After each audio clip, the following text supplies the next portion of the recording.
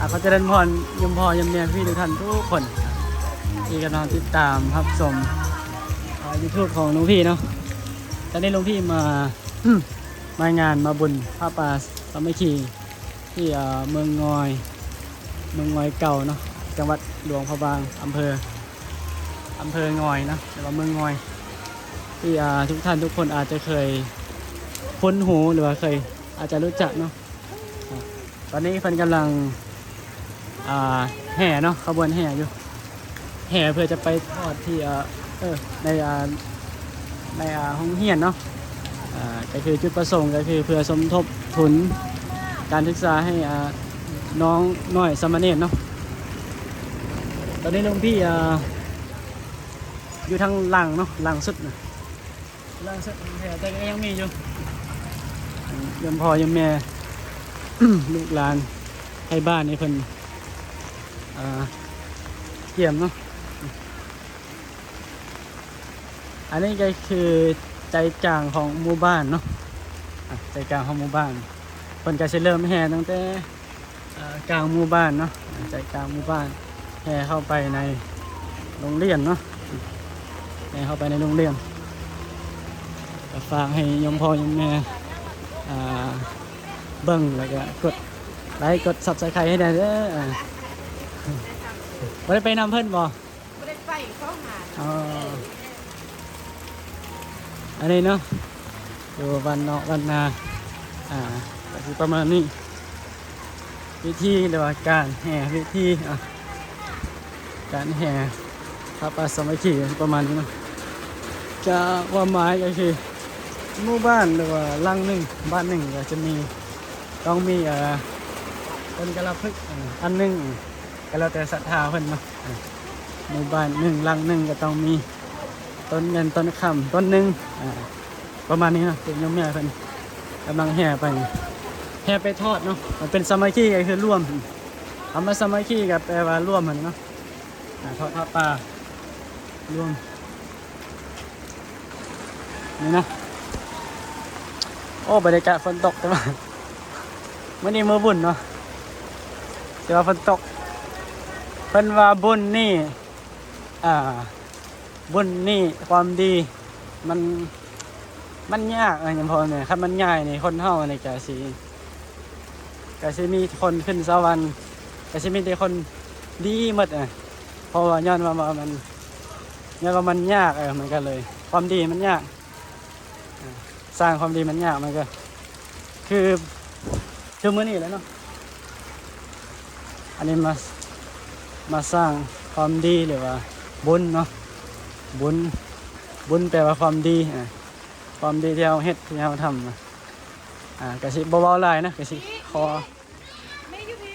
อเน้นบรรยายเลยกะสิเว้าภาพรวมบรรยากาศในการแห่พระป่าเนาะเป็นกะสิแห่เข้าในหมู่บ้านนะนี่เฮา Do you recognize I am actually อันนี้เป็นลูกครึ่งลาวเยอรมันโมเมนต์ไม่เว้าผิดไม่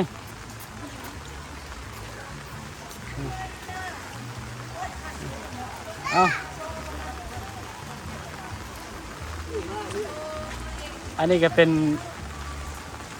โรงเรียนเพิ่นเนาะทางเข้าโรงเรียนเพิ่นเพราะว่าทอดผ้าป่านี่เพิ่นจะไปทอดอยู่ที่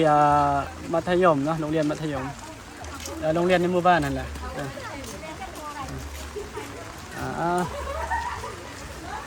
ดี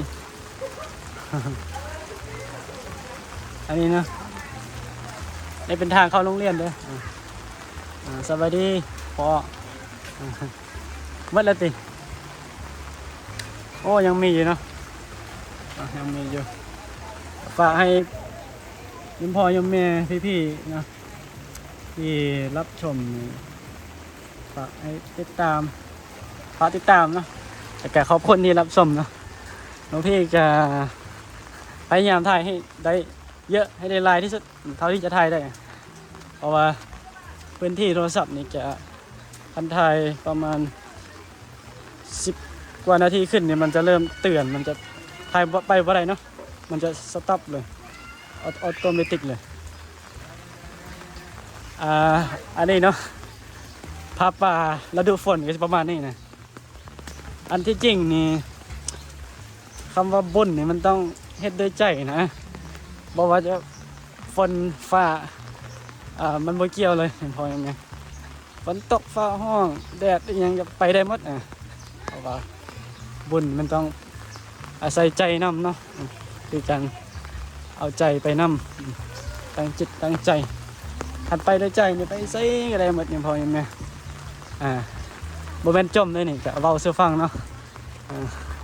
ว่าบุญนี่มันยากการสร้างคุณงามความดีคือมื้อนี้แหละอาจจะลำบากแน่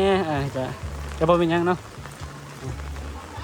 โอ้เพิ่นเด็กน้อยเด็กผู้หนุ่มวัยรุ่นหนุ่มสาวเพิ่นไปร่วม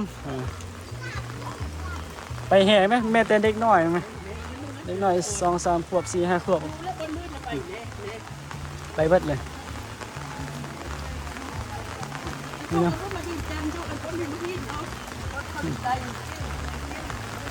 คลิปนี้ก็ยาวนิดนึงเด้อยมพอยแม่ก็ฝากเบิ้งไปนำกันเนาะฝากเบิ้งไปนำกันว่ามันอะไรมันจะล่มหรือจะลื่นนี่จะบ่เป็นยังเนาะอันนี้จะเป็นนักเรียนเนาะเรียนเล็กน้อยลานน้อย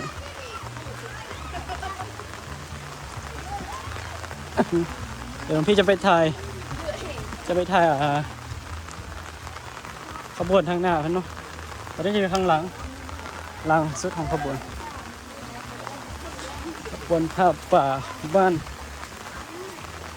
ไอ้ก้อนนี่เป็นเมืองเนาะทุกคนพอยังแม่แต่ว่าตอนนี้เพิ่นที่ว่ามันใหญ่บ่เพิ่นใหญ่ไปอยู่บ้านใหม่บ่แต่ว่าบ้านนี้ก็ยังเป็นบ้านคือเก่า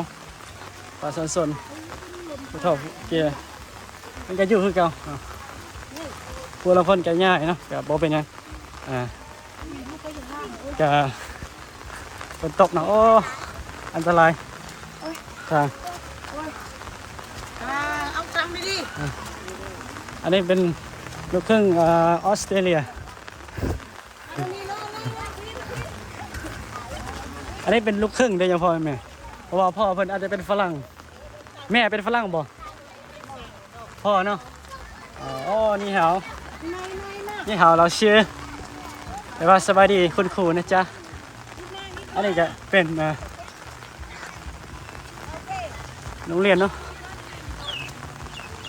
โอ้แสดงว่าไปสาตัวนี้ไปไวจังเลยเนาะทุกคนไปสาไปถ่ายบ่ทันครับ